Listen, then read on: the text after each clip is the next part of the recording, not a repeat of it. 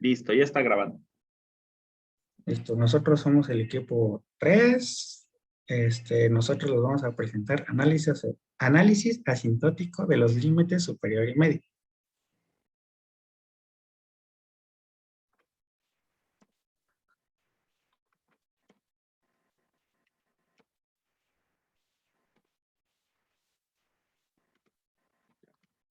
El análisis asintótico de un algoritmo se refiere a la definición de la base, estructura matemática de su desempeño en tiempo de ejecución. Usando el análisis asintótico, podemos concluir muy bien el mejor de los casos, el caso promedio, el peor de los casos de un algoritmo. El análisis asintótico está ligado a la entrada, es decir, si no hay entrada para el algoritmo, se concluye que funciona en un tiempo constante. Aparte de la entrada, todos los demás factores se consideran constantes. El análisis asintótico se refiere a calcular el tiempo de ejecución de cualquier operación en unidades matemáticas de cálculo. Por ejemplo, el tiempo de ejecución de una operación se calcula como una función f de n y puede serlo para otra operación como una función g de n al cuadrado.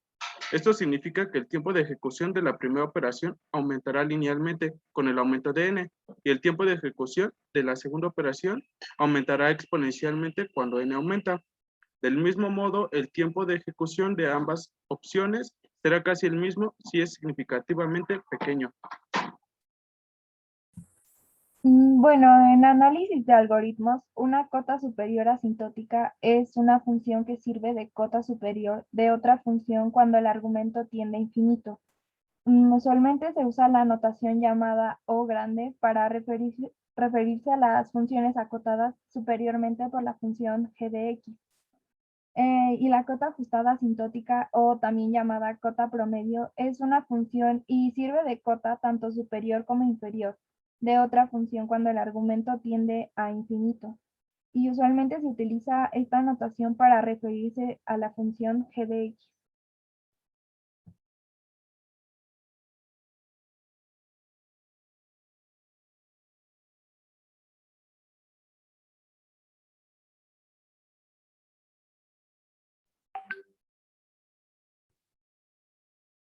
Sí, ya no se oye, o solo soy yo.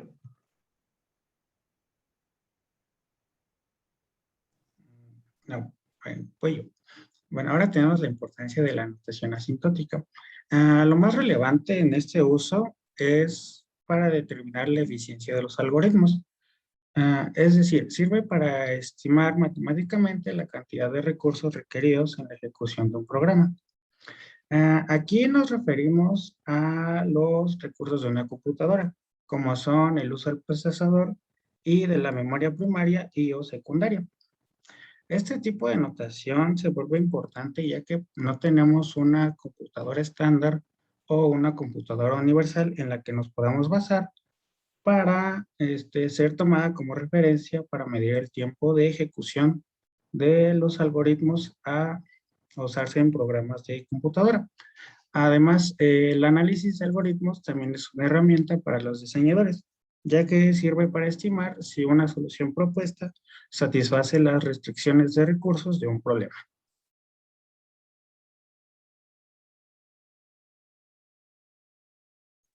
¿Por qué debemos analizar el rendimiento? Bueno, hay muchas cosas importantes que se deben tener en cuenta, como lo es la facilidad de uso, seguridad, capacidad de mantenimiento, entre otras, ¿no? Pero, ¿por qué es que se necesita analizar el rendimiento? Pues porque el rendimiento es como, por así decirlo, si tenemos el rendimiento, tenemos todo lo anteriormente mencionado. Entonces, por eso es que es importante, porque ya abarca todo eso. Por ejemplo, siguiente, por favor. Por ejemplo, dados dos algoritmos para una tarea, ¿cómo averiguamos cuál es el mejor? Pues una forma ingenua es pensar que, o sea, correrlas en dos computadoras, en dos máquinas, y ver cuál toma menos tiempo. Pero con este enfoque surgen muchos problemas en el momento de analizar el algoritmo. Por ejemplo, uno de ellos, siguiente, por favor. No, uno anterior. Sí estábamos bien ahí. Una disculpa.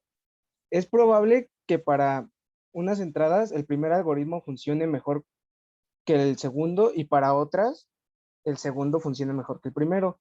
Y otro problema que nos puede dar es que también para algunas entradas, el primer algoritmo funcione mejor en una máquina y el segundo algoritmo funcione mejor en la otra máquina. Pero pues, obviamente es como en casos específicos, por así decirlo, ¿no? Ahora sí, siguiente, por favor.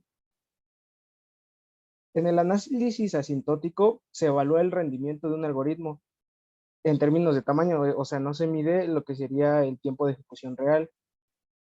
El análisis asintótico obviamente no es perfecto, pero es de las maneras más eficaces para analizar estos algoritmos. Por ejemplo, en casos específicos por donde sí puede, en los que sí puede fallar más bien, es cuando son asintóticamente, los algoritmos son iguales asintóticamente. Entonces, pues no puede decirnos cuál es el mejor, ya que aquí se ignoran las constantes. Y pues siempre hablamos de tamaños de entrada mayores que un valor constante. Entonces aquí no podríamos, en estos casos, nuestro análisis sintótico, por así decirlo, no serviría.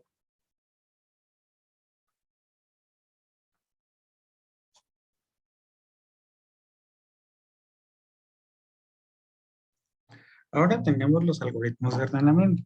Como su nombre lo dice, sirven para ordenar grandes cantidades de información, ya sea por orden alfabético, cronológicamente o por valores de menor a mayor o viceversa. En esto nos basamos en un criterio de ordenamiento. Estos tipos o criterios de ordenamiento son muy utilizados por los gobiernos y por bancos, además de otras grandes empresas en general. Para esto existen diferentes técnicas. Un método pues, sencillo, por así decirlo, es el método de la burbuja, donde cada elemento se compara con todos para definir su posición destino. Es decir, se requiere n comparaciones para cada uno de los n elementos. Esto es n al cuadrado. Comparaciones o pasos, lo cual se define como asintóticamente como O subíndice n al cuadrado. Además, existen otros algoritmos de ordenamiento. Estos son mucho más eficientes, pero a su vez son complicados. En este caso tenemos el Quicksort, Merge Sort, Heap Sort y Bucket Sort, entre otros, ¿no? Por ejemplo, en el tiempo de ejecución del algoritmo del Quicksort es de O subíndice n logaritmo de n. Para el caso promedio, que es, y en el peor de los casos es O n al cuadrado. Se dice esto de que es peor de los casos, ya que el pivote, que es un elemento del conjunto de elementos a ordenar, termina en un extremo de la lista, en vez de terminar en el centro de la lista, dividiéndola en dos sublistas de igual tamaño. El tiempo de ejecución de otros algoritmos como Merge Sort o Heap Sort es O subíndice n logaritmo de n. Eso es siempre, ¿no? Sin embargo, en la práctica, Quicksort termina en promedio más rápido los ordenamientos. El término O subíndice n logaritmo de n es un valor general y redondeado que manifiesta solo la parte del algoritmo que consume el máximo de recursos.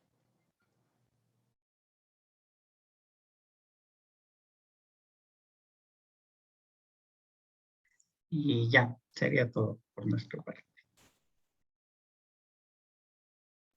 Muy bien, no trae ningún ejemplo de Quicksort, ¿verdad? No, pero ahorita los busco. No, o sea, programado. No se preocupe, ahorita lo Solo programamos. teoría. No, no se preocupe, no sufra. Muy bien. Pasamos entonces a la sesión de preguntas y respuestas. Son cuatro personas, ¿verdad? Serían 8 preguntas, por favor, para librarnos del examen respectivo a este tema.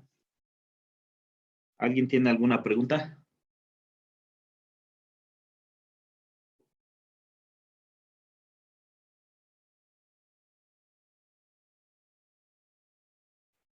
¿Nadie? Ah, sí. ¿Cómo que un ejemplo de burbuja? Pues ejemplo como tal, pues no solamente es como para ordenar, pues n elementos, como lo hicimos en la clase pasada, no. Sí, yo creo que el compañero no vino a la clase pasada.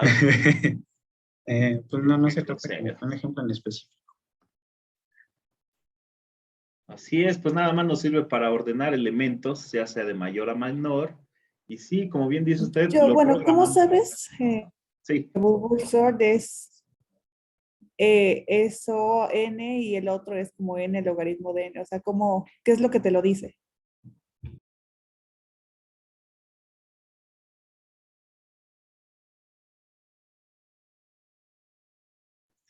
Es la complejidad computacional con la que trabajan cada uno. Por ejemplo, se dice que es O subíndice n logaritmo de n, porque esas son como, pues sí, lo complejo con lo que trabajan. El método de la burbuja es un poco más sencillo porque solamente compara cada elemento entre sí. Los demás ya trabajan de una forma un poco más complicada. Son más eficaces, pero en teoría, para explicarlas sí está un poquito difícil. pero ¿a qué es con que lo que se refiere con que más complicado? ¿El procesador trabaja más No, o...? no, no, los procesos que se ocupan para cada uno, por ejemplo, se llaman así por ejemplo, el merge sort es ordenamiento por mezcla. Bueno, trabaja está basado en la técnica de divide y vencerás. Otros se basa, por ejemplo, el quicksort es de ordenamiento rápido. Ah, y el Hepsort es de ordenamiento por montículos. Entonces, depende de esto es que se da la complejidad. No es tanto referido a lo de la... ah, Simplemente el algoritmo es un poco más complejo, ¿verdad? ajá, sí, sí, el algoritmo, no tanto de... O sea, eso es lo que nos va a dar, es como los tiempos de ejecución que se tardan. Pero No, esta sí. complejidad de algoritmo pues nos da ciertas ventajas, ¿no? Como rapidez de la ejecución del mismo, ¿no? Ajá, sí, sí, Por sí, no, ejemplo, en burbuja nos vamos a tardar cierto tiempo en ordenar una información, en Quicksort, pues un tiempo menor, en teoría, ¿verdad? Sí, así es. efectivamente, profe, gracias. Así, Muy mejor bien, explicado, no podía estar. perfecto, perfecto. Va una. En el chat hay otra, ¿la puede leer, por favor?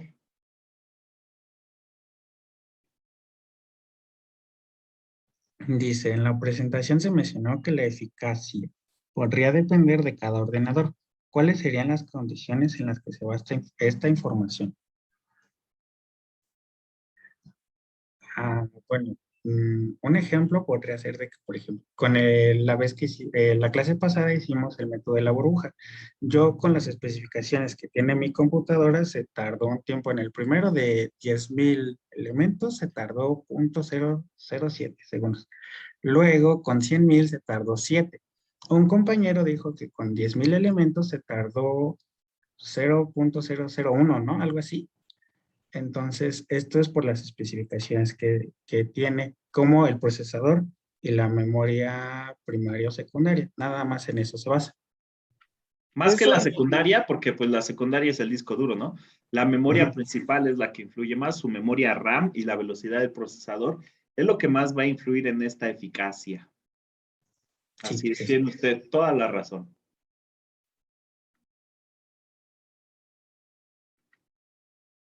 Muy bien, van dos preguntas. no van tres. Ah, Para primero en cuenta. Dos. ¿Cuál es la relación entre rendimiento y la optimización? ¿Cuál es la que no le escuché bien? La relación entre rendimiento y la optimización. Relación entre rendimiento Y optimización. y optimización. ¿La quieren responder? Les ayudo. A ver, ayúdenos, por favor.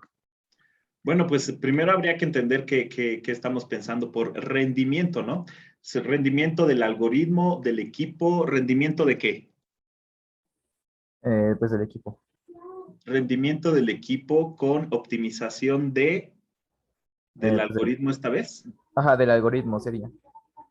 Pues por ejemplo, el rendimiento, quizás usted tiene una máquina con 12 núcleos, ¿no? Y a lo mejor está usted teniendo poco rendimiento porque está utilizando un burbuja, ¿no? En cambio, si programara un quickshort que hace varias divisiones de los datos y pone usted a ordenar un núcleo, una porción de los datos, otro núcleo, otra y así, pues entonces aprovecharía al máximo el rendimiento, optimizando así el proceso, ¿no? Quizás esa podría ser la relación.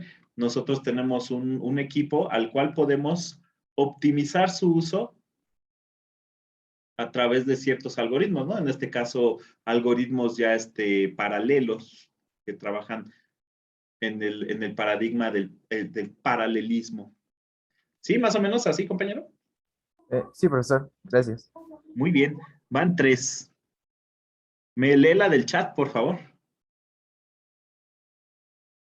Dice, ¿qué era lo que representaba la cota superior asintótica? A ver, ¿la pueden responder? Pueden poner la presentación Sí, para que sí, se la ayuden pongo. con ella a responder.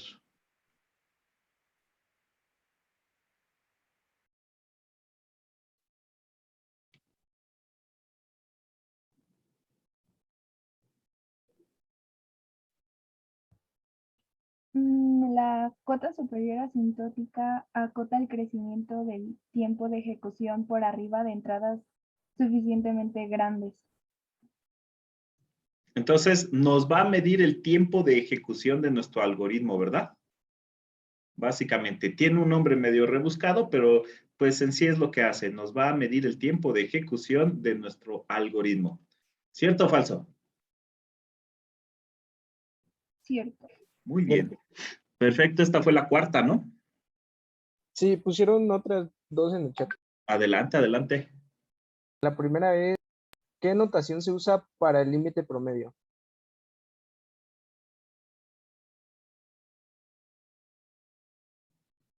Adelante, la pueden contestar.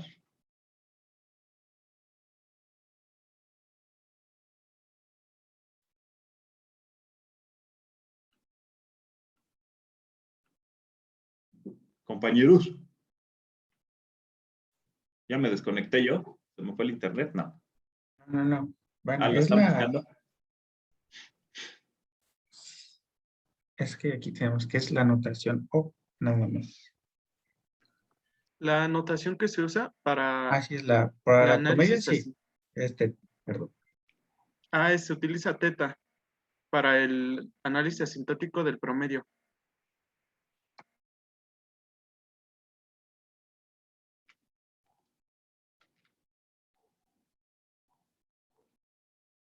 Se utiliza teta. La notación teta es la que se utiliza para el análisis asintótico del promedio. ¿Sí? Sí. Va. Muy bien. La última, no, la última del chat dice que no entendió lo de la cota promedio teta. Precisamente va relacionado. ¿Lo quieren explicar de nuevo, por favor? Sí, pues como dice ahorita aquí en nuestra presentación, pues Ah, ¿cómo se llama? El promedio, la cota promedio, sirve tanto como de cota superior como de inferior. Y pues esto es cuando el argumento tiene infinito. Y ya es cuando dice, justo abajo dice que usualmente la notación que se utiliza es teta.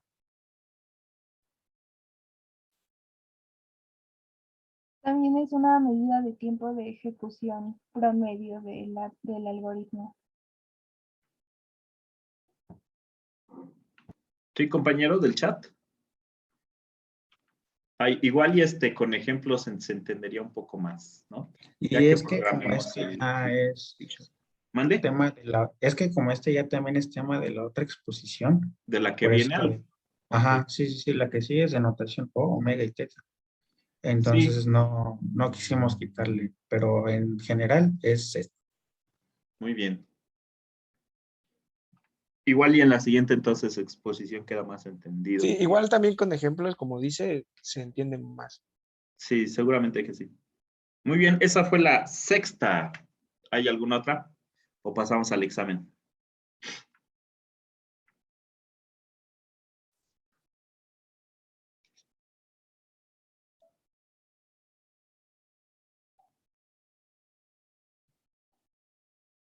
No, ya no hay más, faltan 2.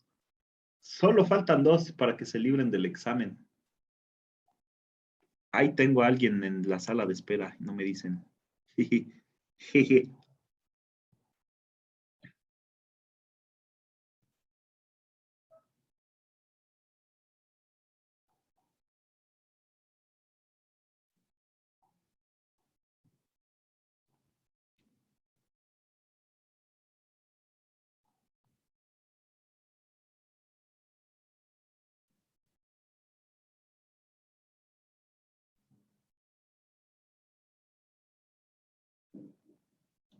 No, pasamos al examen entonces.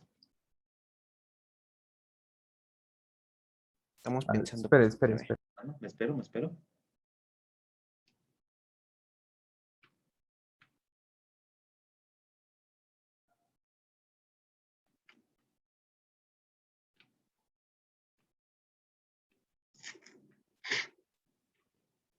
Si hay cota superior, ¿habrá cota inferior? ¿Qué criterios consideraban al momento de hacer el análisis del algoritmo? ¿Qué criterios? ¿Qué criterios se toman en cuenta para analizar la eficiencia de un algoritmo, ¿no? Yo creo que va por ahí la pregunta del compañero.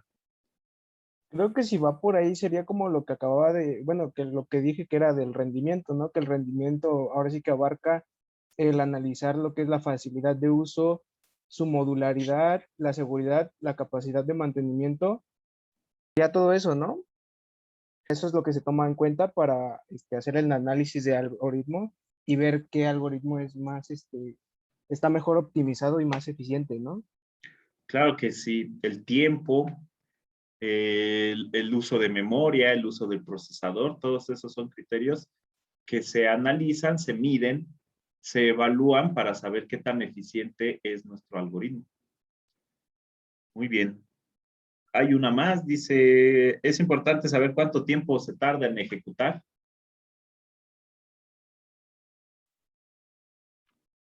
¿La quieren contestar?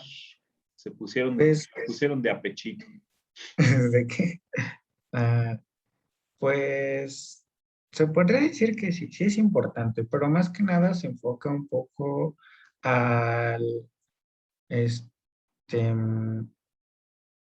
a la eficiencia o el algoritmo o el proceso que quieres utilizar, ¿no? Por ejemplo, el método de la burbuja, pues no se tardó tanto, pero al momento, y depende también de las especificaciones pues, de tu computadora, porque puedes tener un algoritmo que es pues muy eficiente y que se tarda menos tiempo, pero si la capacidad de procesador y de memoria no son las suficientes, pues se va a tardar a pesar de que el algoritmo sea rápido, por así decirlo. Dicen en el chat, hay 2 preguntas en el chat, ¿no? En la parte del límite dice que puede funcionar como cota superior o como cota inferior. ¿Podemos saber si es superior o inferior?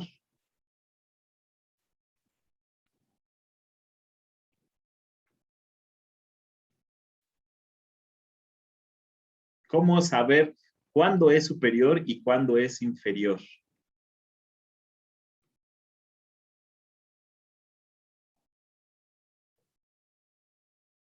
Allá no se pusieron tan de apechito, ¿ah? Sería por el análisis asintótico, ya que con ese se puede concluir cuando es un caso promedio o el mejor de los casos o el peor de los casos del algoritmo, ¿no? Así es, se va básicamente en el peor o mejor de los casos para saber si es inferior o superior. Muy bien. Luego dice, ¿cómo podríamos realizar un análisis? Por ejemplo, el de la burbuja. ¿Cómo lo analizamos?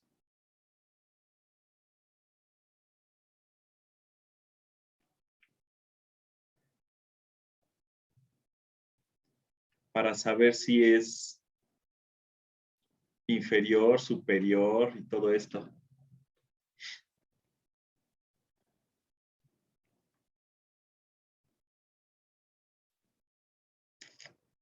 Compañero.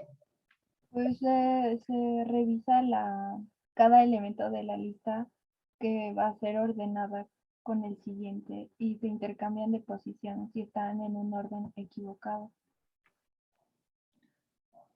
Y se intercambian de posición, pero ahí lo que usted estaría analizando, pues es si es correcto el algoritmo, ¿no?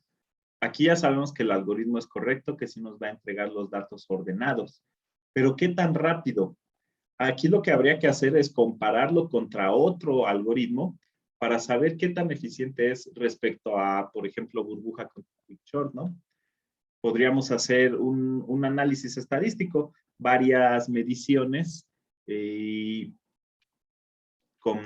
tomándoles el tiempo, ¿no? Tanto a burbuja como a Quickshort, sacando por ahí una distribución normal y así analizar cuál es mejor y qué tanta diferencia hay entre ellos, ¿no? De hecho, más o menos así es la práctica de mañana. Eso vamos a hacer. Vamos a analizar la burbuja y el Quickshort. Por supuesto que pues lo vamos a programar antes, ¿no? Si no nos diera tiempo hoy, mañana antes de empezar la práctica lo haríamos para que la puedan desarrollar. Muy bien, ya fueron 10 preguntas, hasta se pasaron. Entonces, pues adelante el siguiente equipo, por favor.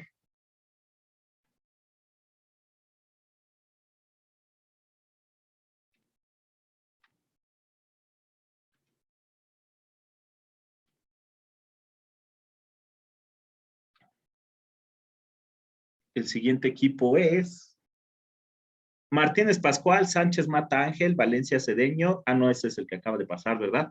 El equipo que va a exponer es Romero Velázquez, Lira Salazar, Durán España y Venancio Martínez. Adelante, por favor. Nos van a exponer el tema de notación O, notación omega y notación teta. Ya se ve, ¿verdad?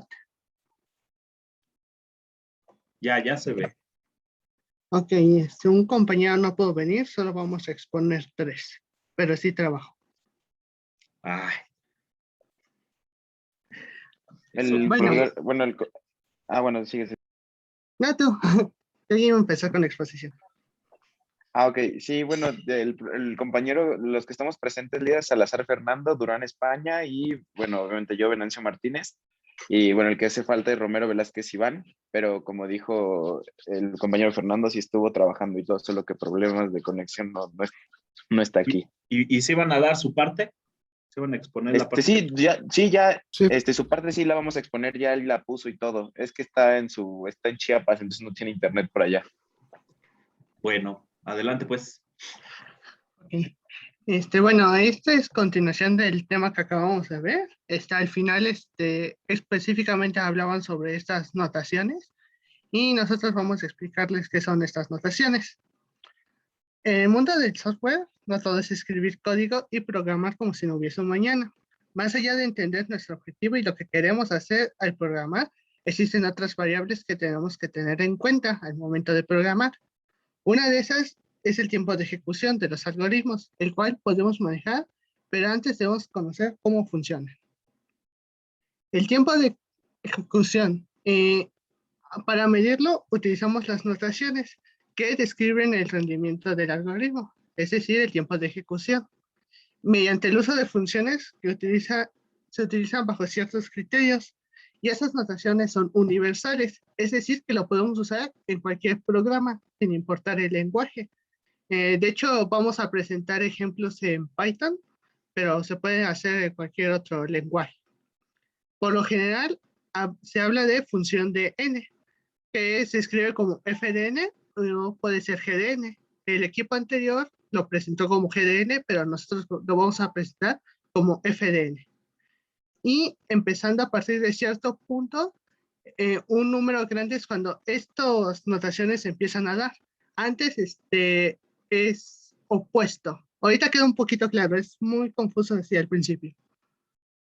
Cada notación, que son O, omega y teta, siguen el mismo orden de complejidad a este tipo de notación y se le conoce como notación asintótica. Ahorita también con los ejemplos se entenderá mejor. Bueno, la notación no, que también se llama notación no grande, también es llamada la notación asintótica. Se usa para describir el tiempo de ejecución o el espacio utilizado por un algoritmo relativo. Es como lo que tenemos aquí abajo, por eso pusimos un pequeño ejemplo, que es cuando, por ejemplo, en general la notación no muestra el peor de los casos. Y ya bueno, porque matemáticamente hablando representa la cota superior de una función. Y es aquí lo que tenemos como el ejemplo, lo que sería como el, por así decirlo, como ahora sí que como yo lo dije, el peor de los casos. Ahí tenemos una pequeña gráfica que nos puede dar un ejemplo más claro.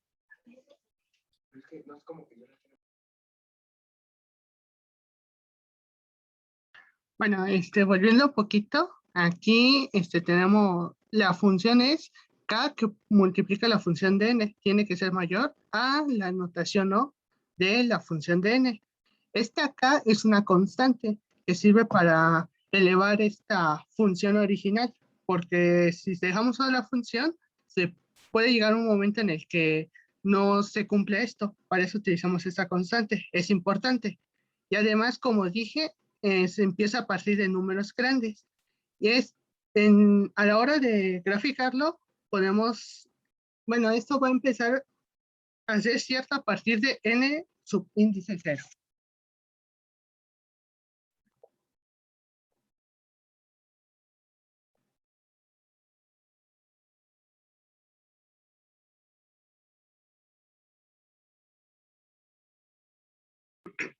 Aquí tenemos otro ejemplo que sería igual como lo que vimos de la O, es aquí lo que tenemos es un tiempo constante. Aquí lo que yo quise describir fue como igual un pequeño ejemplo, el tiempo de procesamiento de la función, que es, por ejemplo, definimos el ejemplo 1, lista, y después ya pasa a imprimir, que sería el tiempo el de procesamiento de la función, no cambiaría si la lista tuviera 100 elementos o solo uno. Y acá abajito, donde dice, bueno, aquí está como, digamos, el programa ya para compilar.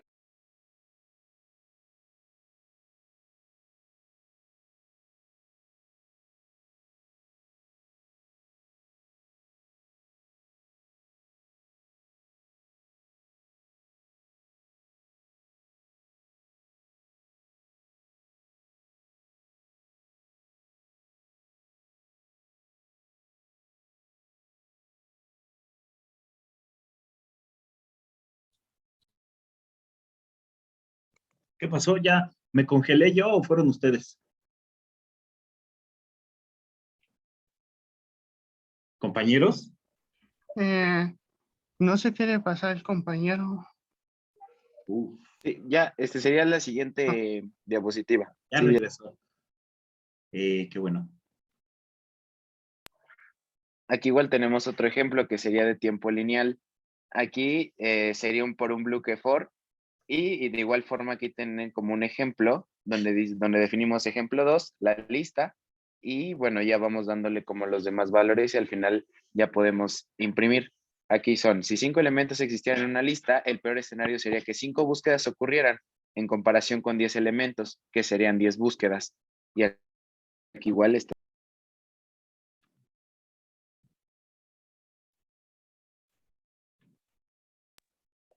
Aquí igual volvemos a tener otro ejemplo, o N2 o tiempo cuadrática. Bueno, representa un algoritmo cuyo rendimiento es directamente proporcional al cuadrado del tamaño del conjunto de datos. Esto va a ocurrir cuando un algoritmo que involucra bucles añadidos, las aliteraciones más profundas darán resultado como ON3, ON4 y etcétera. Igual aquí mismo está el ejemplo de cómo quedaría.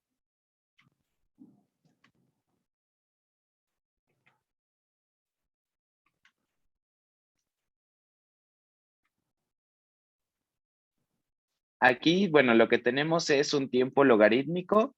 El tiempo de ejecución o uso de recursos es directamente proporcional al resultado logaritmo del tamaño del valor de entrada. Es decir, si tenemos un dato de entrada cuyo tamaño es 10, nos tomará un segundo en la implementación del algoritmo. Por un valor de entrada de tamaño 100, nos debemos de tomar 2 segundos. Un valor 1000 nos debe de tomar 3 segundos y así consecutivamente.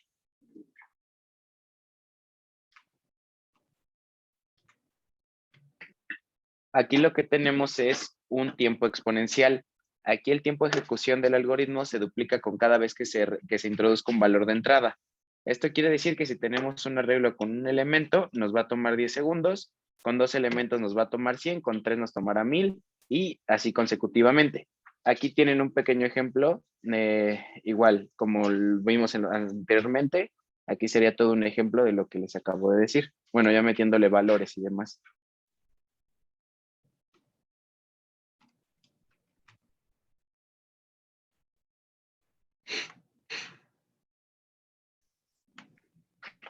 Aquí igual, bueno, tenemos, sí, esto es como una gráfica del mejor al peor.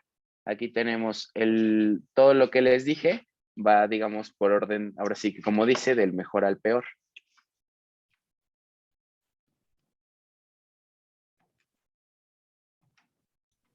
Bueno, ahora vamos a pasar a explicar un poco lo que es la notación omega.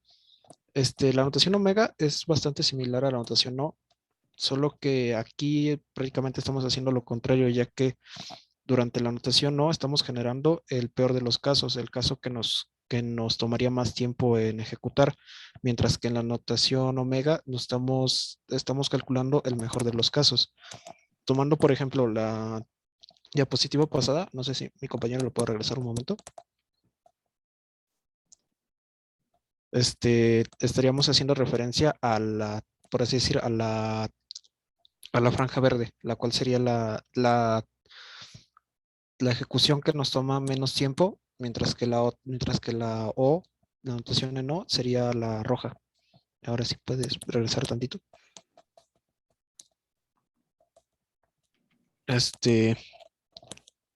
Bueno, por ende, esta es la opuesta de la notación no, y la cual se comienza a ver a partir de un punto n0, como se puede ver también aquí en la gráfica de esta diapositiva.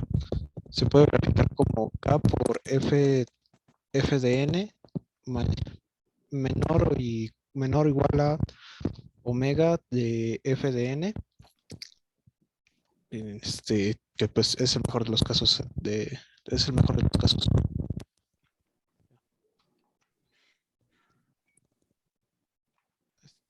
La notación teta también es bastante similar a la notación no y a la notación omega, pero la diferencia es que es la notación promedio de ejecución del programa, ya que es un punto intermedio entre la notación no y la notación omega, la cual pues sí hace referencia al tiempo promedio. De la misma manera, se comienza a generar una forma se comienza a generar a partir de punto n0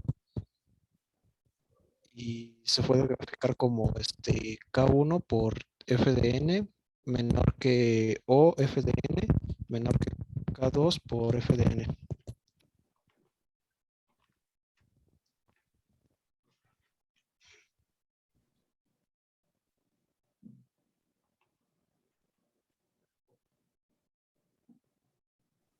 Y bueno, finalmente tenemos aquí una pequeña como curiosidad, es que existen las versiones O y Omega que son chicas o menores, porque si vieron durante la presentación, se llamaba O grande, y teta grande y omega grande, pero de normal le decimos notación no, omega o teta, ya que existen estas menores que la única diferencia con sus versiones originales, o sea, las grandes, es que aquí no puede ser igual la función por la constante, solo puede ser mayor o menor. Bueno, espero que se haya notado ese pequeño detalle, ya que el menor igual se parece mucho y es muy difícil de ver, pero bueno. Acá se ve el ejemplo que les digo. Y bueno, en teta no existe una versión pequeña, pero por lo general estas versiones pequeñas no las usamos, solo usamos la grande. Y en conclusión, tenemos que las notaciones son buenas para medir la eficacia de un código al saber cuánto tiempo tardará, decidiendo cuál usar de acuerdo a nuestras necesidades.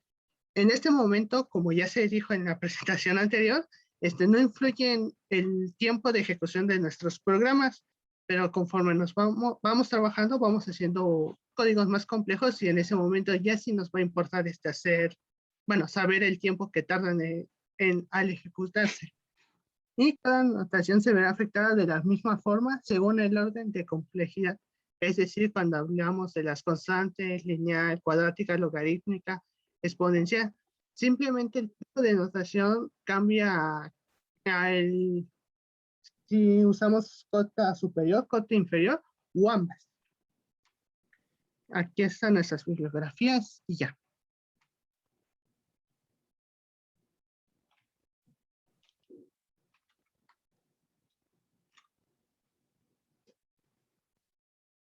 Muy bien, perfecto.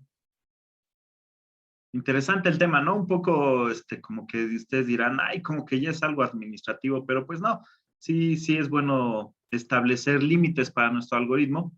El peor de los casos, el mejor de los casos, qué tanto se va a tardar como mínimo, qué tanto se va a tardar como máximo, ¿no? Y así, pues para saber qué tan confiable podría llegar a ser, ¿sí? Muy bien, muy bien. ¿Dudas? Pasamos a la sección de preguntas. Como el compañero que no está, pues sí trabajó, pues habrá 8 preguntas. Muy bien, adelante con la primera, por favor. Pueden ir poniendo la presentación para que a lo mejor ahí se iluminan. Y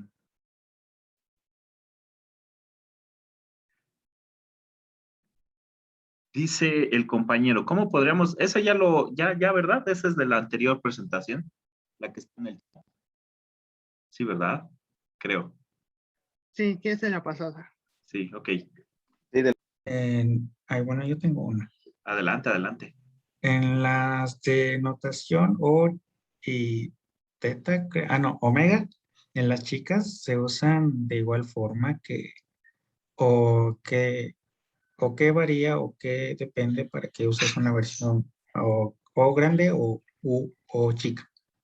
Sí es igual, se utiliza para lo mismo. La única diferencia es que las menores o chicas no podemos igualarla porque en la O grande y O omega puede ser la función igual a la notación de la función. Porque aquí, ¿dónde está? Aquí si ves, más o menos en medio abajo, arriba de la tabla, dice la función que multiplicada por la constante puede ser mayor o igual a la notación de O de la función. Igual pasa con omega, pero bueno, en omega es la función de n por la constante es menor o igual. Las versiones menores no pueden ser iguales, ya que bueno, en esos casos no puede tocar esta línea que se forma por la notación.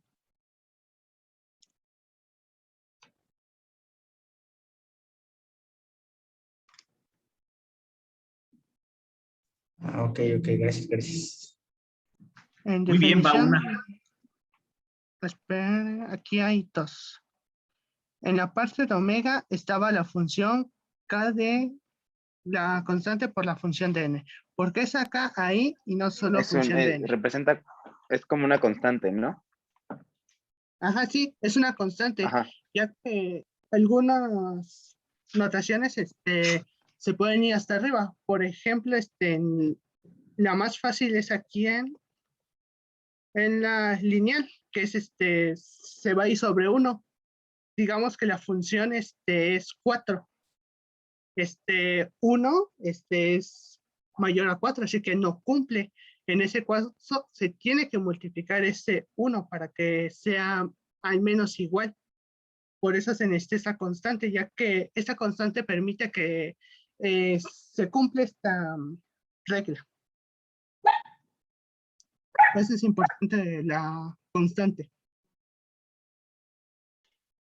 Y también, como dijo el compañero, Luego, pues también está para que sea mayor, bueno, f de n sea mayor que el tiempo de ejecución del código. Así como, digamos, como un poco más resumido. ajá. Esa es la definición resumida. Ok. F de n. Hay uno de los casos. Ya. En la definición de las notaciones, ¿qué es f de n? f de n es una función que se forma, que es crea nuestro límite. Esta función será afectada por la constante para que sea superior o inferior dependiendo qué notación estemos usando. Pero es un límite que establecemos nosotros para que el código corra dentro de este límite. Bueno, es más fácil verlo en teta, ya que teta utiliza los dos, tanto límite superior como el límite inferior. Y bueno, lo que hacemos es que no salga de esos límites. Controlamos el código, por así decirlo, para que corra de acuerdo a nuestras necesidades. Muy bien, muy bien. ¿Cuántas van? ¿2 o 3? Ahorita llevamos 4. No, ya van más, profe, ¿no? ¿2? Ah, Sí. perfecto, 4. Y Órale. todavía no contesto Cuatro, las del cuatro. chat. ¿En qué? Ok. De las del chat. Órale, síganle con las del chat. ¿Cuál va? Dice, en uno de los casos de la notación CO, hay un O logaritmo de n. ¿En qué base está ese logaritmo? ¿Base 10? Sí. Ah, no. Es un logaritmo 2. Porque, bueno, este es un poquito más concepto de matemáticas, pero el logaritmo 10 es el logaritmo natural, que se escribe ln. Y aquí sí escribimos log. El log es en base 2. ¿Dónde está? Aquí está. Log. Este es en base 2. Cuando log no está especificado, siempre es en base 2. ln es el de base 10, que es el logaritmo natural. Luego, 6. Entonces los logaritmos siempre son acotados. Sí, es propiedad del logaritmo. Y pues aquí siempre vamos a tener esto. Así se ve la función del logaritmo.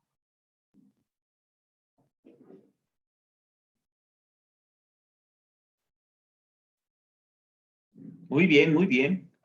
Sí, o sea, sí siempre son acotados, pero ¿por qué? Siempre va a haber un mejor de los casos, siempre va a haber un peor de los casos y siempre va a haber un promedio de los casos, ¿verdad?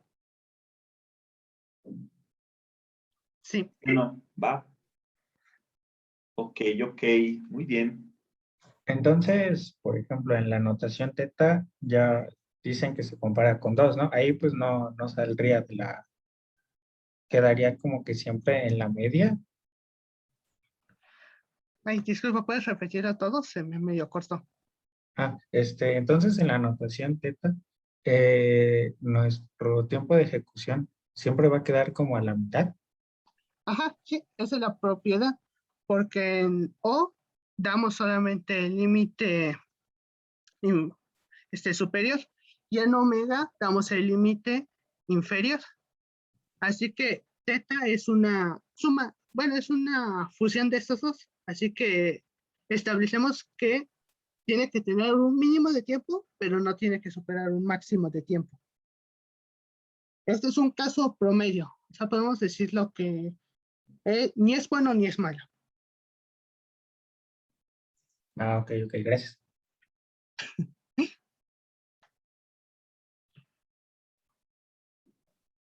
Volver a esa pregunta no es de aquí. Y la verdad no te sabría responder. Logaritmo sí es base, el logaritmo natural pues sí es de base I, ¿no? Pero pues sí, como dice el compañero, esa no cuenta para que se salven. Muy bien. No, yo no les haría trampa. ¿Cuántas van? 7. Nos falta uno. 7, les falta una. Híjole, qué pena, se quedaron a una pregunta para no hacer examen. Y miren que ya van bastantes conceptos con los que podríamos hacer preguntas. A lo mejor están pensando, profe, déjelos un Puede ratito. ser, ¿verdad? Puede ser. Yo de desesperado. ¿Pueden volver a la gráfica donde están las O's, las omegas, la del... esa. ¿Eso? Yo ahí me confundí un poquito. La O roja, porque no sé decir bien el nombre, ¿ese sería el peor de los casos? A diferencia del O verde. ¿O cuál es el peor de los casos? No, es aquí estamos ordenándolas de mejor al peor. Ya que, bueno, es de acuerdo a qué tanto se alza la función. De hecho, si ves aquí en la esquina izquierda están ordenadas. Y bueno, no encontramos la gráfica de XDN, es a partir de 2, que es aún más recta que n al cuadrado. Y así empieza a bajar. Eso solamente lo puedes usar como para establecer a partir del tiempo. O sea, es más efectivo entre más inclinado esté, por así decirlo. Ok. Y bueno, aquí una pequeña aclaración, n no puede ser inferior a 0, ya que estaríamos yendo hacia abajo y no podemos tener tiempo negativo.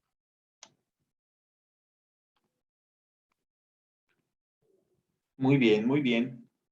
Y ya es todo. Perfecto. Más que bien. Listo. Ya programamos, ¿verdad? Ah, no, falta un equipo. Perdón. El equipo Cordero García, Carranza Hilario, Sánchez Ramírez y Hernández Hernández. Adelante, por favor.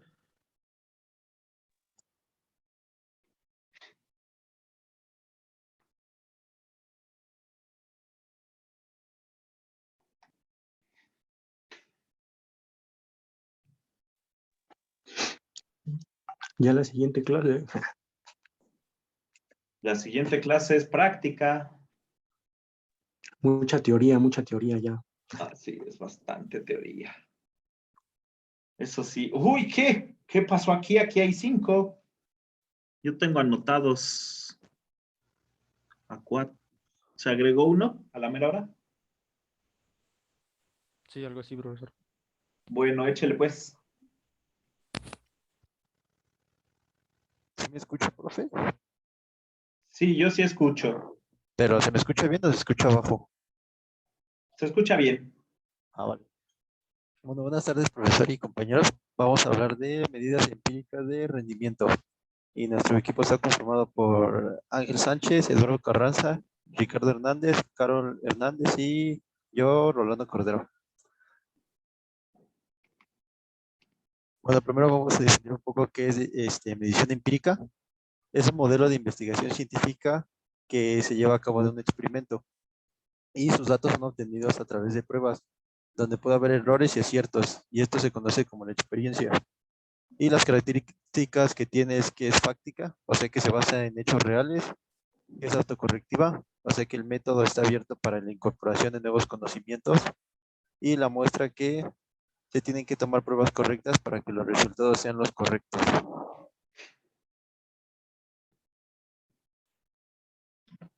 También está lo que es la medición simulada.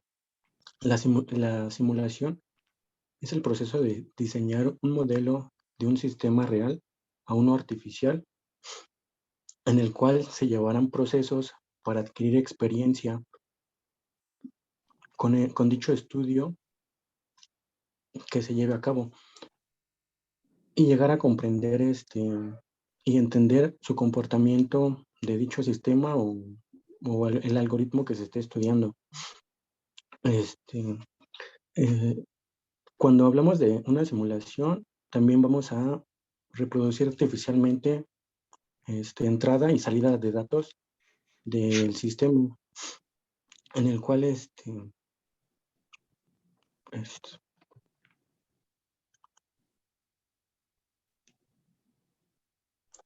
pues se puede recurrir a ello cuando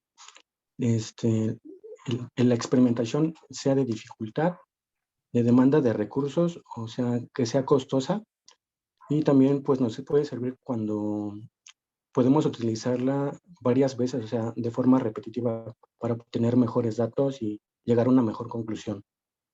La siguiente, por favor. La medición analítica se realiza a través de la experimentación y el análisis de varios casos para establecer leyes. Y asimismo se puede dividir en partes para llegar a un mejor estudio y una mejor profundización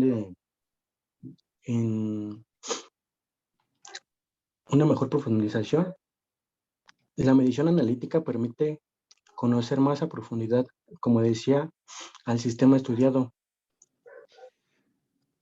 para poder explicar mejor, como les decía, comprender, tener relación con algunos otros sistemas y también hacer especulaciones o llegar a conclusiones o métodos para mejorar eficientemente, pues, dicho estudio, ¿no? Que sería medición analítica en este caso. La siguiente, por favor.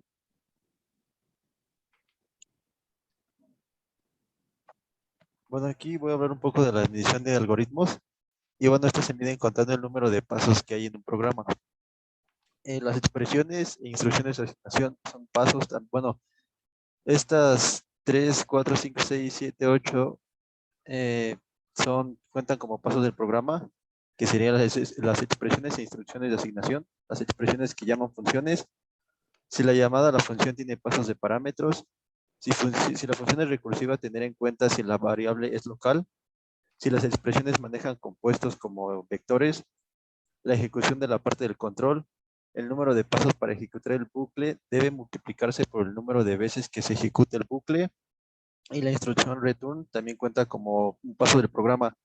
Y los comentarios e instrucciones de declaración no son pasos del programa. La siguiente, por favor. Y bueno, aquí tenemos un ejemplo que le quiero pedir al profesor si me puede ayudar en la parte de frecuencia, que no entendí por qué marca como N1 y N más 1.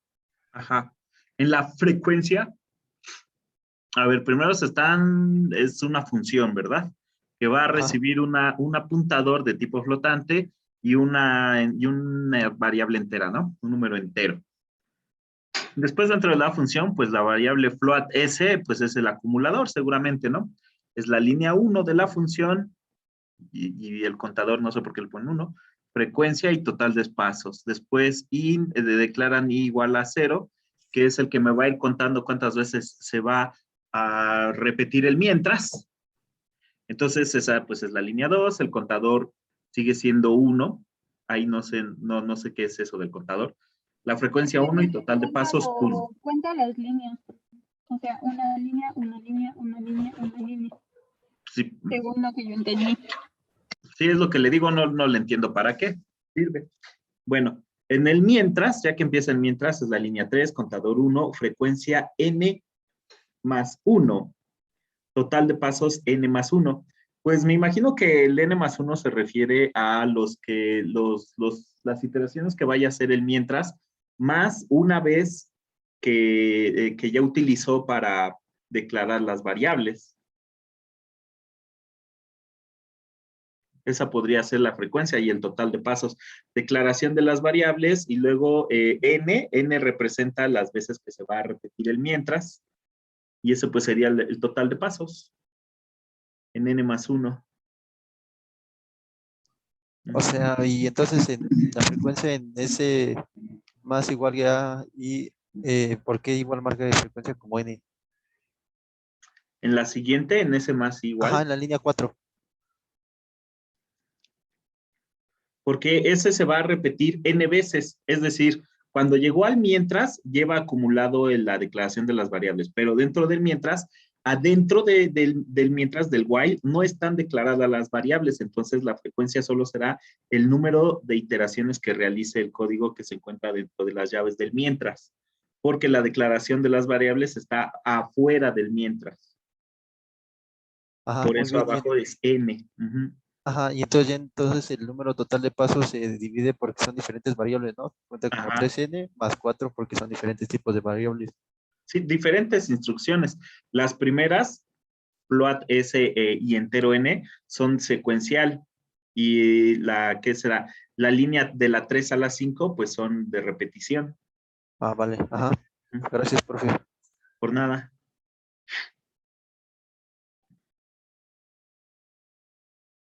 ¿Ya es todo? No, ¿verdad? No falta más la siguiente, por favor. En tiempo de ejecución. Es la clasificación teórica que estima y anticipa el aumento en el tiempo de ejecución de un algoritmo a medida que aumenta su tamaño de entrada. El tiempo de ejecución tiene relación con la medición y el rendimiento del proceso, en el cual influirán el tamaño, el contenido de los datos de entrada y el código generado por compilador y computador. Esto quiere decir que cuando un programa puede tardar segundos, horas, incluso años para terminar de ejecutarse, depende, como dice, las entradas de los datos. Y pues según el algoritmo también que se implemente. En el diagrama son los pasos donde pues primero podría ser como un código de CPP para después el procesador nos ayudaría a hacer un código fuente y después el compilador haría el código como objeto y después nos haría un ejecutable utilizando memoria y después al final pues ya podríamos hacer lo que son las instrucciones de ejecución de dicho programa, pues que el programa, bueno, que el editor nos va a traducir a lenguaje máquina para poder después meter datos y pues hacer la ejecución.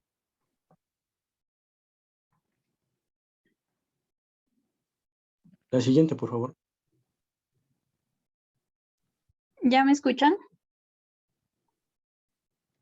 Ya. Ok, bueno, yo les voy a hablar un poco sobre el ordenamiento por selección. Busca el valor mayor a medida que hace una pasada. Después de completarla, lo pone en la ubicación correcta. Y se parece más o menos al ordenamiento burbuja, que después de la primera pasada, el ítem mayor está en la ubicación correcta. Después de la segunda, el siguiente mayor ya está en su ubicación.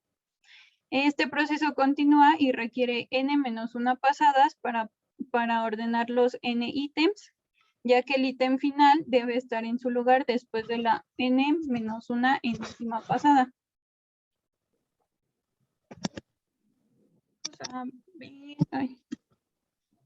Es decir, tenemos aquí una lista, el mayor es lo ubica y lo manda a la última casilla. Después hace la segunda verificación y lo manda a la penúltima.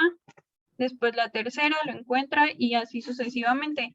Entonces este proceso nos permite ahorrarnos pasos y bueno, les voy a enseñar un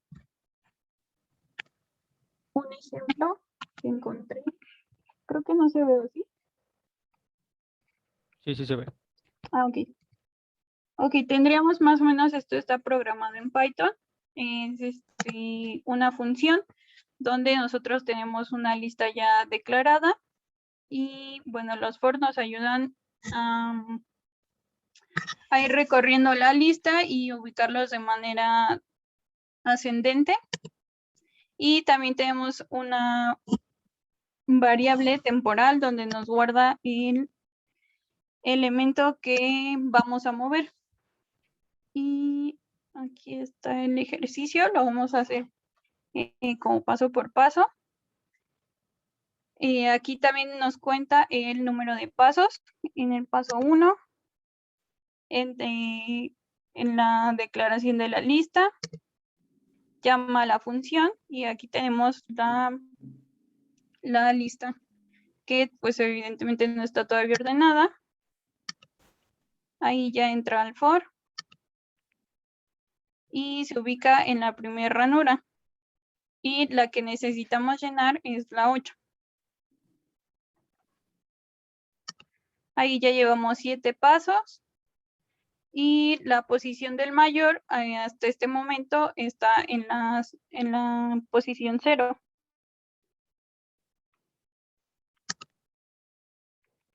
Ahora nos encontramos en la ubicación 1 y la posición del mayor sigue siendo 0. Ahora en la 2 y ahí ya la posición cambió. La posición mayor va a ser la que está en la posición 2. Y bueno, así continúa. Ahí ya llevamos 14 pasos. Recorre todas las ubicaciones. Ubicación 5, ubicación 6, la 7 y la 8.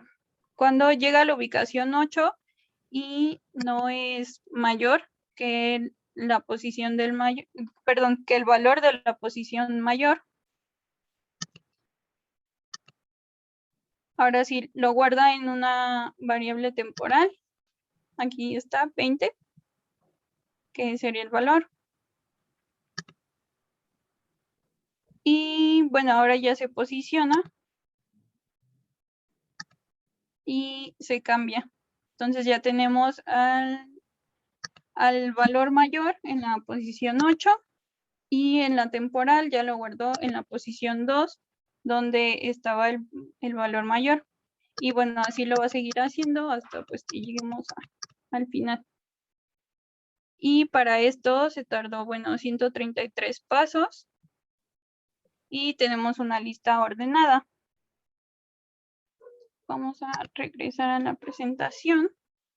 Y bueno, hace un número de comparaciones que más o menos que el ordenamiento burbuja, y por lo tanto su notación, como ya lo vimos, es O(n) cuadrada, pero reduce el número de intercambios y se ejecuta más rápido. Esto hace que el algoritmo sea más eficiente, que era justo lo que veíamos hace rato, que por ejemplo si lo hiciéramos con el método burbuja, nos tardaría un poquito más, y con este método nos llega de hacer 20 cambios a hacer solo 8. Y esto nos ayuda a conseguir pues más eficiencia en el algoritmo. Ahora, esta eficiencia puede ser modificada por el contenido de los datos, es decir, si está ordenado, se realizan n comparaciones y n asignaciones. Si está desordenado, o sea, de mayor a menor, se realizan n comparaciones, n asignaciones y también n comparaciones y n intercambios.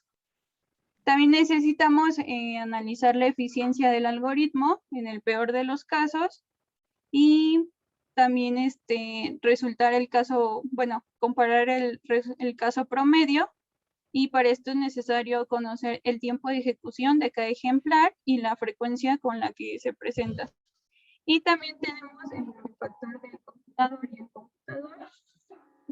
Se usa el efecto asintótico, que vamos aquí a ignorar el efecto del compilador, porque lo que se busca es analizar la eficiencia del algoritmo y las diferentes implementaciones.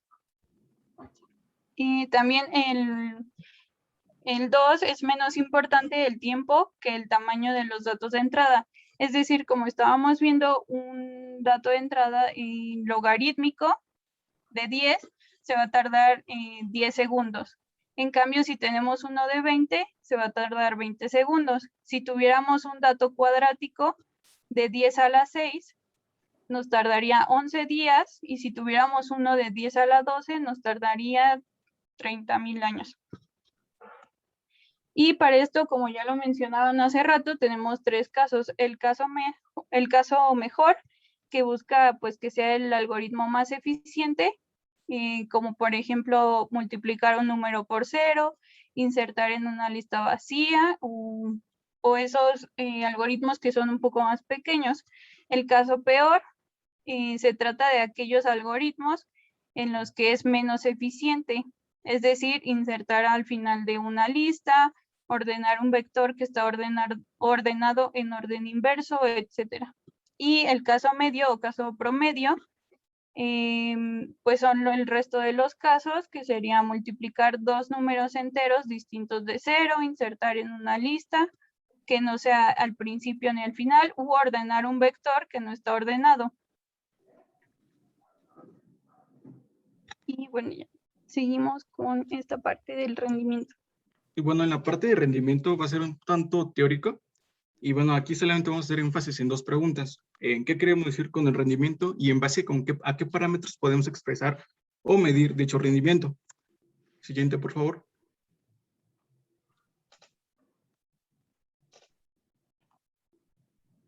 Siguiente. Gracias. Bueno, antes de pasar a la definición como tal de rendimiento, tenemos que analizar algo, que es que para poder cuantificar el rendimiento necesitamos entender los factores que influyen en el desempeño del equipo de cómputo y así definir una expresión que caracterice este rendimiento.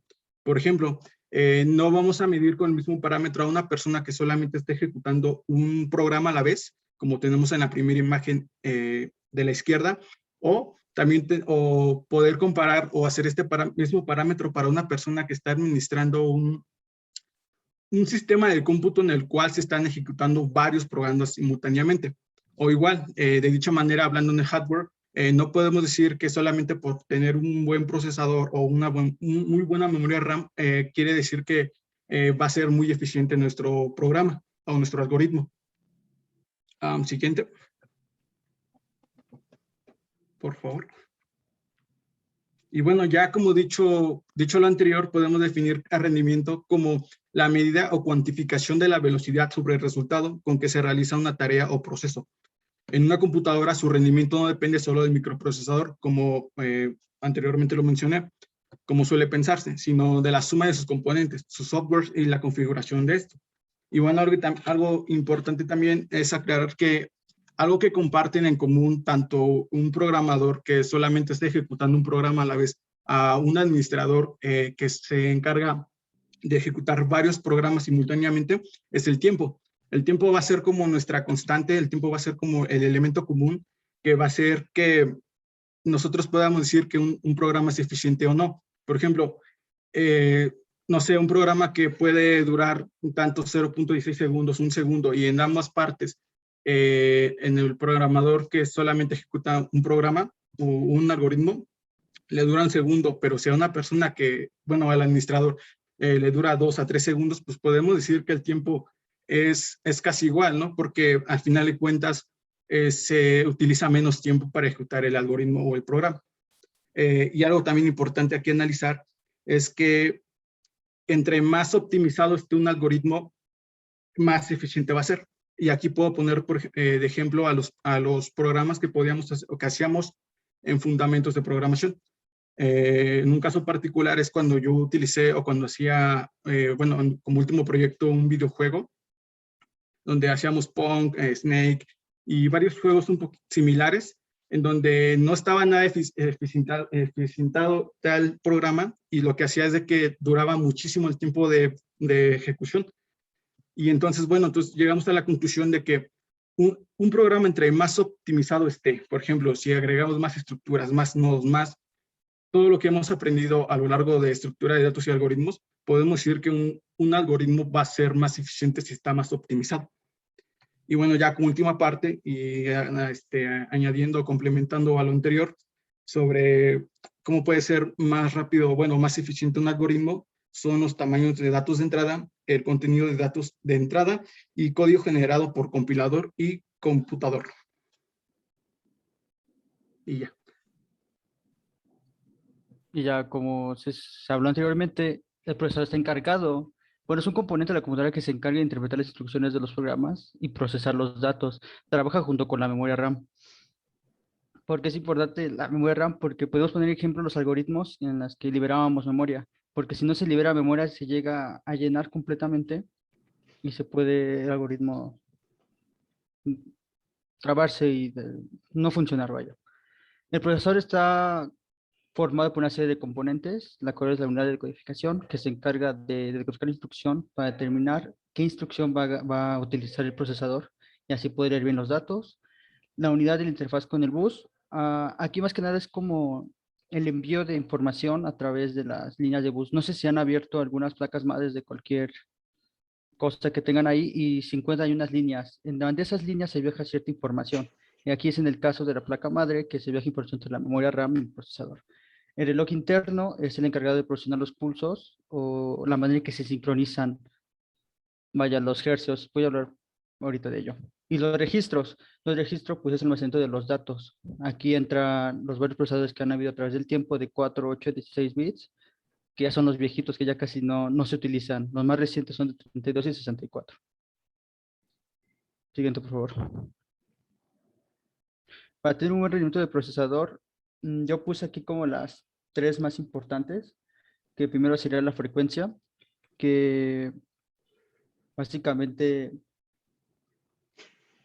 es una medida, no es una medida de velocidad, sino de frecuencias, que por ejemplo un hercio va a ser un ciclo por un segundo, una vez por un segundo. Entonces, entre más frecuencia haya, más ciclos va a haber en el procesador y más velocidad va a tener. La arquitectura y tamaño de registro es lo que he hablado anteriormente acerca de los 4, 8, 16, 64 bits. Esto para poder saber cuántos datos se puede utilizar al mismo tiempo. La tecnología de núcleo múltiple es cuántos núcleos tiene su procesador. Ahorita generalmente ya hay arriba de 4 núcleos por procesador. Y hay de servidores que cuentan con multinúcleos muy altos. Eso es para ejecutar varias tareas al mismo tiempo, o sea, paralelamente. Siguiente, por favor. Aquí puse un ejemplo del uso del procesador con el programa que usamos la otra vez de fuerza bruta. Del lado izquierdo lo ejecuté 4 veces al mismo tiempo y usó el 68% y pues a la derecha sin ejecutar nada y solo estarlo usando para uso común, pues me utilizó el 6% de mi procesador. Aquí también durante esa clase nos dimos cuenta de cuánto tiempo tardaba. Por ejemplo, cuando lo ejecutó nuestro compañero tardó 7 segundos y en mi caso que lo ejecuté tardó 10 segundos. Bueno, aquí hay una pequeña introducción a la memoria RAM sobre cómo están conectados entre ellas y al lado izquierdo está la primera memoria RAM. No era memoria RAM como tal, era un almacenamiento gigante que se utilizaba para compartir datos entre el procesador y almacenarlos. Ya todo. Bien, muy interesante. Me gustó mucho esta presentación. ¿Cuántos son? 5, ¿verdad? Híjole, vamos por 10 preguntas, que yo creo que sí se van a juntar porque hubo muchos temas interesantes como para seguir profundizando. Adelante, pues, ¿quién se avienta con la primera?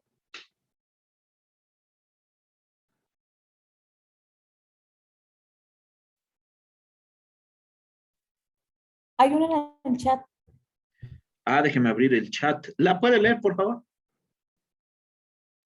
Bueno, de hecho son 2. La primera pide un ejemplo de medición simulada y la otra pregunta que qué se necesita para cuantificar el rendimiento. Adelante. Yo puedo responder sobre la segunda de cómo se puede cuantificar el rendimiento. Bueno, para empezar, también tenemos que conocer lo que es la notación Big O, ¿no? Que es la notación matemática que nos sirve para poder denotar la velocidad del procesamiento de un algoritmo, obteniendo cómo se comporta conforme aumenta el tamaño del trabajo a procesar, por lo que sirve para clasificar la eficiencia del algoritmo. También otra cosa a analizar es sobre los distintos factores, por ejemplo, desde el hardware y el software, en donde el hardware tenemos el microprocesador, tenemos la memoria RAM, tanto en el software, ¿no? Qué tipo de sistema operativo tiene la computadora y también el año de la computadora. Ahora pasando en el algoritmo, qué tan optimizado está. Entonces creo que todos esos factores van a determinar qué tan eficiente puede ser ese algoritmo. Y como digo, bueno, cuantificarlo pues se hace mediante ya sea microsegundos, milisegundos, segundos, y se hace mediante la notación Big O o Big O mayúscula, sí. Y ya. Muy bien, muy bien. Luego dice, ¿qué? ¿Qué más dice? Híjole, ya hay muchas. ¿Qué se necesita para cuantificar el rendimiento? Sería la segunda pregunta. Sí, fue la que contesté, la segunda pregunta. ¿Ahí la primera? La primera, quién sabe. Ejemplo de simulación simulada. Ejemplo de medición simulada, perdón. ¿Tienen algún ejemplo de medición simulada? Pues no tendría caso hacer una simulación de una medición, ¿no? Si ya se tiene el algoritmo, si se tiene una máquina donde ejecutarlo, pues mejor hacer una medición real, ¿no? ¿O a qué se refiere con medición simulada? Ejemplos de medición simulada, pues hay muchos. Podría ser en el ámbito civil, en el ámbito aeroespacial o rendimiento de deporte, todo eso, utilizando algoritmos también. Pero esa es otra cosa, ¿no? Esa es una simulación de algún fenómeno físico, pero la medición simulada, ¿A qué se refiere Villarreal?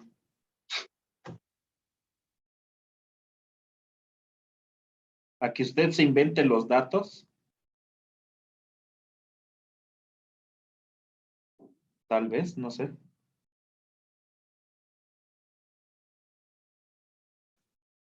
Bueno, mientras le piensa Villarreal, vamos con las siguientes.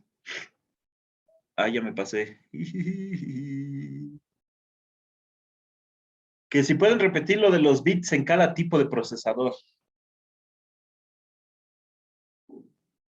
Ah, sí. Los procesadores, los primeritos procesadores fueron de 4 y 8 bits que Intel presentó por años de 1970, si no me equivoco, tal vez me equivoque.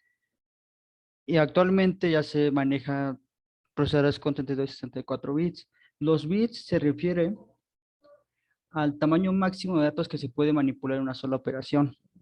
Entonces, si tú tienes un procesador de 4 bits, solo vas a tener 4 datos o 4 casillas en los que cuál es el número binario, es que no sabe decirte qué número alcanza al conjugar 4 casillas de 1 0 y 1 0.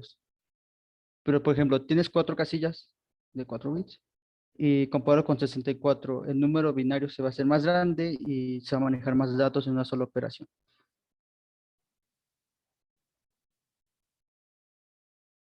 Muy bien. Sí, básicamente es el tamaño del buffer, ¿verdad? El número de De datos almacenamiento. que le entran al procesador al mismo tiempo. Perfecto. ¿Sería posible tener 2 RAMs en una PC? Yo creo que te refieres más que nada a cuántos slots alcanzaría o cuánta memoria aguantaría un procesador, ¿no? Actualmente creo que lo máximo que aguanta son 256 gigas de memoria RAM. Es bastante, es muchísimo. Y en un procesador también depende de sus slots. Por ejemplo, en el ejemplo que está aquí presente, generalmente solo es de 4 slots. Hay procesadores más avanzados del servidor que manejan muchísima memoria RAM o, o más slots, podría decirse. Sí, yo por ahí tengo un servidor que tiene 16 slots para memoria RAM. Ujú. Ujú. Y así normalmente o casualmente puedes tener 256 gigas en tu casa, pero pues, ¿para qué quieres 256? Estaba leyendo algunos foros de cuánto es como lo mínimo o recomendable así para que funcione bien cuando estás programando y decían que 8 gigas, pero pues es recomendable tener más que 8 gigas. Claro, va a depender del sistema operativo, ¿no? Y de las Y de lo que demás vayas a tareas hacer. que esté haciendo su máquina. Ujú. La siguiente dice, ¿cómo funciona el reloj que da las pulsaciones y qué tantas puede llegar a dar?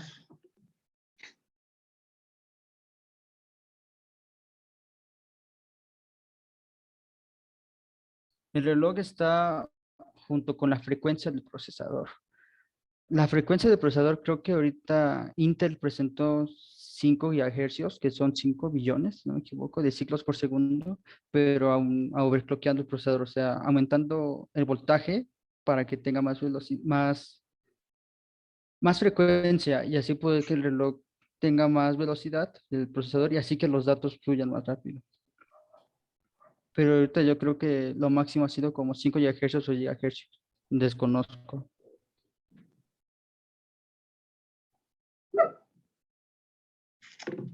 Sí, compañero, volverá. ¿Qué tanto influye el hardware en el rendimiento? Bueno, en esa pregunta puedo decir que creo que va en un conjunto también con el software. No creo que solamente podamos decir que el software o que el hardware determinen qué tan rápido puede ser tu programa bueno, sí, lo que sea tu algoritmo. Así que van en conjunto, ¿no? Va una con la otra. El hardware es importante que analicemos todos los componentes que tiene, desde el microprocesador, como le he mencionado, la memoria RAM, como lo menciona el compañero, y el software, ¿no? Todos los programas que tienes instalados. Y también algo importante es como tal el año en el que es tu equipo y también qué tan largo está tu algoritmo para determinar qué tanto puede influir tanto el hardware como software para el rendimiento, pues. Un ejemplo claro sería Google Chrome. generalmente ocupa muchísima RAM a comparación de otros navegadores. Es porque la programación del navegador está mal optimizada. Ahí entra lo que estuvimos viendo que es de malloc, calloc y free para liberación de memoria RAM. Muy bien, muy bien. Entonces va como de la mano. Tanto buen hardware como un buen software que hayas hecho o que exista. También, complementando lo que dicen mis compañeros, estaba escuchando que, como por ejemplo, nosotros ocupamos por computadoras con Windows y pues el hardware está más optimizado para ese sistema operativo que como por lo regular Linux o otros sistemas operativos. O sea que va con relación entre hardware y software. Claro, van de la mano, ¿verdad? Sistema operativo. Tienen que ir. Por supuesto, si falla uno, fallan los dos. Así es, tienen razón. Muy bien. ¿Cuántas van? Oigan, ya no conté. ¿Cuántas faltan?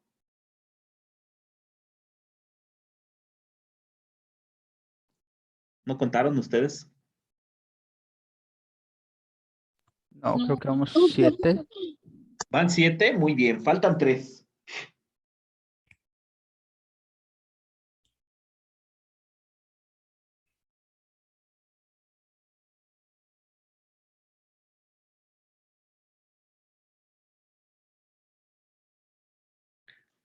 Dice, ¿qué tanto cambiaría el rendimiento entre tener una sola RAM de, por ejemplo, 32 gigabytes a tener 4 memorias RAM que sumen también 32? Pero Yo creo que te refieres 4 más que nada al dual channel que existe al utilizar dos slots. De 4 memorias RAM, no habría diferencia. Más que nada sería un dual channel y es de 2 memorias RAM. Más que nada en las frecuencias y en las velocidades. Pero a destacar en algoritmos o cosas así, no creo que haya diferencia. En programas como videojuegos o otras cosas, sí hay, digamos, una notable diferencia de acuerdo a la conexión con la GPU o con la CPU y podría tener más FPS o mejor eficiencia en texturas. Y ahí volvemos a lo mismo, ¿no? Va a depender también mucho del hardware. Por ejemplo, si Sí. tenemos 4 de 8, a lo mejor el sistema operativo va a dedicar 8 para únicamente el sistema operativo, otras 8 para la GPU, otras 8 y así, ¿no? Las podría dedicar y eso daría mucha eficiencia. En cambio, si tiene una sola de 32, pues la comunicación de todos los procesos va hacia el mismo slot. Entonces, pues se van a estar pisando entre ellos. Pero pues eso depende del sistema operativo, que si realmente aprovechara un slot para el sistema operativo, otro slot para la GPU, otro slot para no sé qué proceso estén haciendo. Sí, muy bien. Dice, ¿cuál es el factor común en los rendimientos de los algoritmos? Yo diría que es el tiempo. El tiempo, Por yo ejemplo, también. para un usuario, porque bueno, ya que para un usuario individual que está ejecutando un único programa, el computador con mayor rendimiento es aquel que complete la ejecución de su programa en menor tiempo. Y va a ser lo mismo para la persona que está ejecutando varios programas simultáneamente, ¿no? O el que genere menos tiempo, o el que se haga en menos tiempo va a ser el más eficiente. Y bueno, ese es el factor común. Sí, sí. Sí, en la carrera de tiempo-espacio, pues se ha quedado atrás el espacio, ¿no? Porque pues ya las memorias son enormes, ya no nos interesa tanto andar cuidando el espacio que ocupa nuestro programa en memoria RAM, pero sí el tiempo nos sigue preocupando. Muy bien, falta una.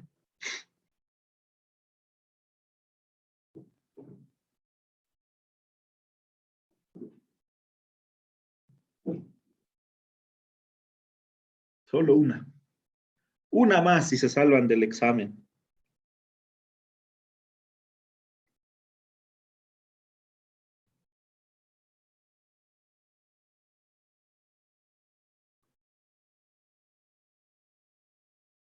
¿Nadie? Sí, yo. Sí. ¿Podría repetir la parte del programa? ¿La parte del qué, perdón? Se le trabó. Ejecución del programa, ya ve que eran unos pasos. A ver, póngala, compañero. Por favor.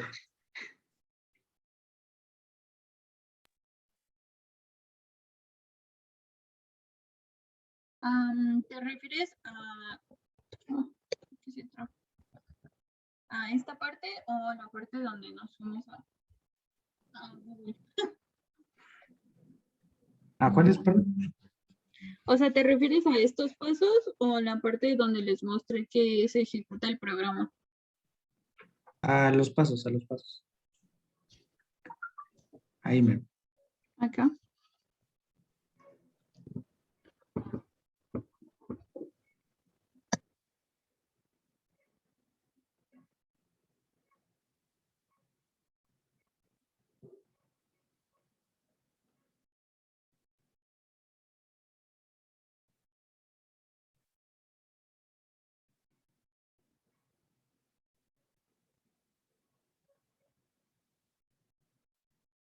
Pero, o sea, ¿qué? ¿Y luego qué? Ya ahí está la lámina. ¿Y ahora? ¿Cuál Sí, es la sí. pregunta, pues? O sea, ¿qué pasos son o qué considera, por ejemplo, de que en el primero? Porque, ¿qué es lo que hace? Ah, Creo bueno, que ya aquí, sé. por ejemplo, en la primera línea encuentra que el 93 es el más grande, entonces lo pasa hacia el final. Después busca el 77, que es el más grande, lo pasa al último lugar. Después encuentra que el 55 es el más grande, lo pasa al siguiente lugar correspondiente. Y así sucesivamente va encontrando el más grande y lo va poniendo en la posición N-1. ¿Sí? Entonces, esto solamente es como el de la burbuja, pero de menor a mayor. Ah, Yo bueno, sí, siento que sí, es sí, sí, todavía un sí. poco menos eficaz Oh. que el de la burbuja, porque tiene que recorrer todo el arreglo para ver cuál es el más grande. Después, ese valor más grande, ponerlo en N-1, el valor N-1, pasarlo a donde estaba, y luego volver a hacer el recorrido para averiguar cuál es el más grande, por supuesto recordando que ya la posición N ya no la considere porque pues ya la ordenó. ¿Sí? Después busca el más grande y la pone en el N-1, bueno, en este caso ahora es N-2, en el tercer renglón, y así sucesivamente. De todas maneras, hace dos cosas. Compara todo el arreglo para buscar el más grande y hace un intercambio de posiciones. La ventaja de este algoritmo, ¿cómo se llama este algoritmo? Es que lo hace en una sola pasada y el de la burbuja lo hace en tantos lugares como se tengan elementos del arreglo. ¿Cómo se llama este algoritmo, compañeros? Ordenación por selección. Ordenación por selección. Selecciona el más grande y así va ordenando. Esa sería la ventaja de este algoritmo, que lo hace en una sola pasada. Y el de la burbuja, pues lo hace en n pasadas, dependiendo de cuántos elementos tenga el arreglo. Pero pues también tiene sus desventajas. Habría que medirlos, ¿no? A ver qué tan rápidos están. Estaría bien. Ordenamiento por selección. Es el merge sort, ¿no? Creo. Ok, muy bien. Ya son 10 preguntas. Sí nos da tiempo de programar, ¿no? El quick short. Sí. Faltan 20 minutos y sí está más o menos largo. Dejen, les digo en cuántas líneas me salió. Ay. Creo que sí está bastante. Nah, de 50 líneas. Pero es de manera recursiva.